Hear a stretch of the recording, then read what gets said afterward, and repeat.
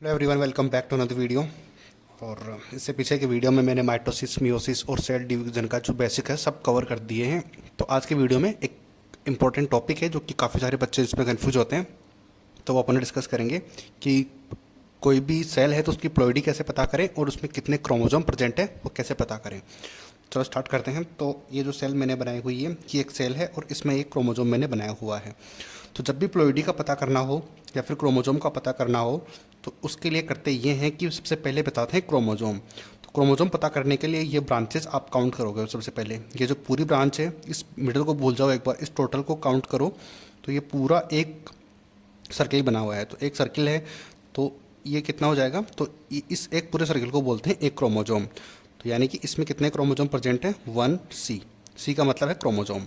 अब इसकी प्लॉइडी कितनी है, प्लॉइडी पता करने के लिए अपन ये काइनेटोकोर है ना, इसको काउंट करेंगे कि जितने पॉइंट्स बीच में लगे हुए होंगे, जितने क्रोमोसोम के अंदर लगे हुए होंगे, उनको अपन बोलते हैं उसकी प्लॉइडी। तो यहाँ पर एक है तो इसकी प्लॉइडी हो जाएगी N। तो ये सेल N है। बात करते हैं अगले की। तो इसमें दो ये ब्रांचेस प्रेजेंट हैं, तो कितने क्रोमोसोम हो जाएंगे, 2C क्रोमोसोम हो जाएंगे। और इसके अंदर ये दो पॉइंट प्रेजेंट हैं, तो दो मीन्स इसकी प्लॉइडी हो जाएगी 2N। आती है इतनी बात समझ में। सेम इसी तरह से इसमें तीन ब्रांचेस प्रेजेंट हैं तो क्रोमोसोम हो जाएंगे 3C, और तीन ही पॉइंट प्रेजेंट हैं तो यानी कि 3N इसकी प्लॉइडी हो जाएगी। इस तरीके से जितने भी nth क्रोमोसोम प्रेजेंट होंगे, nth पॉइंट प्रेजेंट होंगे, तो उसकी nth प्लॉइडी और क्रोमोसोम हो जाएंगे।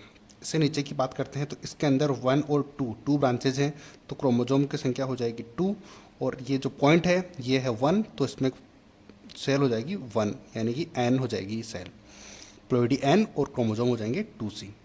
आती है बात समझ में। इसमें 1 2 ब्रांचेज हैं, 3 और 4 ब्रांचेज हैं, तो 4C क्रोमोसोम प्रेजेंट होंगे। इसमें 2 पॉइंट प्रेजेंट है तो ये सेल 2N हो जाएगी।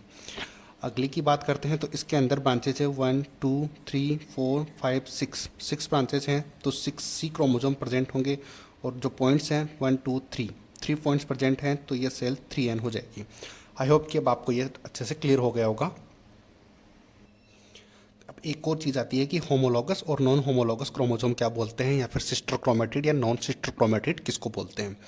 ये भी एक अच्छा टॉपिक है, काफ़ी कन्फ्यूज रहते हैं बच्चे इसके अंदर भी।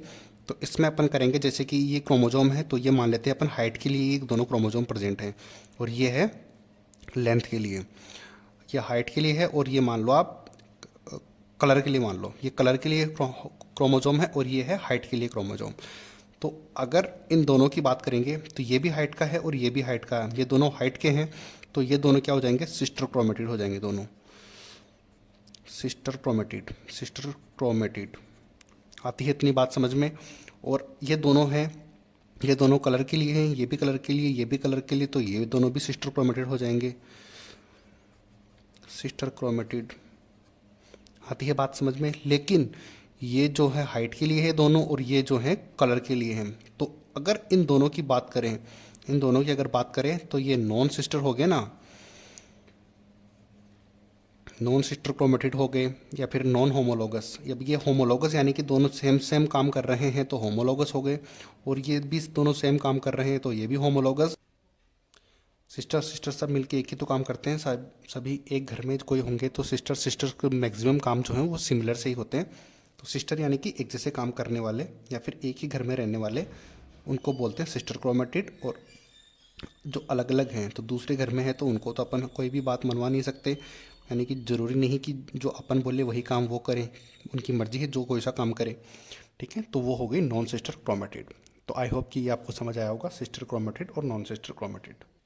यानी कि सेम काम करेंगे तो वो सिस्टर या फिर होमोलॉगस, और जो अपोजिट काम करेंगे या फिर एक दूसरे से अलग अलग काम करेंगे तो उसको बोलेंगे नॉन होमोलॉगस या फिर नॉन सिस्टर क्रोमेटिड।